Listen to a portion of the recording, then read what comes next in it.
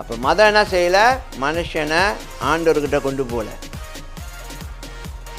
மதம் மனுஷன் என்ன செஞ்சிச்சு, ஒடுக்கி வச்சிருச்சு.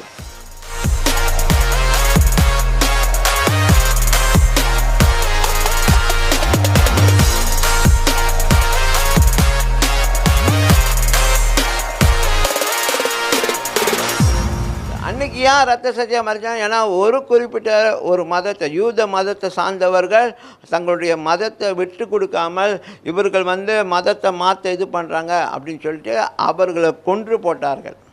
அதனால் அவர்கள் ரத்த சத்தியம் மறைச்சாங்க. ஆனால் இன்றைக்கி அது அவசியமா? அவசியம். இப்போ இயேசு கிறிஸ்துவும் ரத்த சாட்சியாக தான் மறிச்சார். ஏன்னா மதத்தின் யார் அவருக்கு யார் அவருக்கு ஆப்பு வச்சது யார்? மத தலைவர்கள், வேத சாஸ்திரிகள், யூத மதத்தை போலே தாங்கினவங்க தான் ஆப்பு வச்சானுங்க. ஏன்னா இவர் மதத்துக்கு வெளியில் மக்களை கொண்டு போயிட்டார். அப்போ மதம் என்ன செய்யலை, மனுஷனை ஆண்டவர்கிட்ட கொண்டு போகல. மதம் மனுஷனை என்ன செஞ்சிச்சு, ஒடுக்கி வச்சிருச்சு. அப்போ இயேசு கிறிஸ்து விடுதலை நாயகனாக வந்தார்.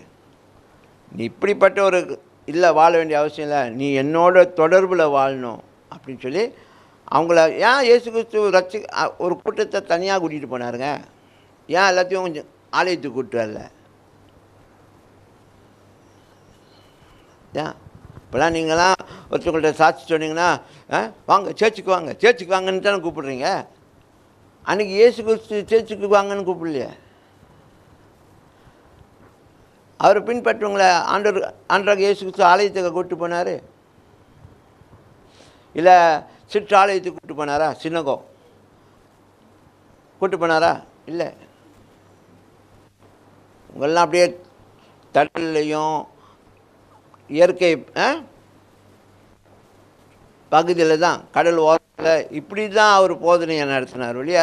அவங்கள எங்கே கொண்டு போய் சேர்க்கலை. ஆலயத்துக்கும் சரி சுற்றாலயத்துக்கும் சரி அவங்கள கொண்டு போய் சேர்க்கலை. ஏன் தெரியுமா?